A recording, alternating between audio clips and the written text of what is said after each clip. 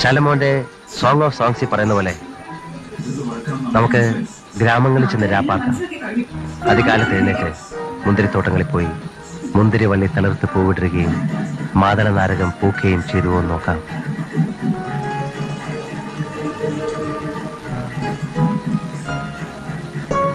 അതിന്റെ അടുത്ത ലൈൻ എന്താണെന്നറിയാം? അല്ലേ വേണ്ട പറയൂ.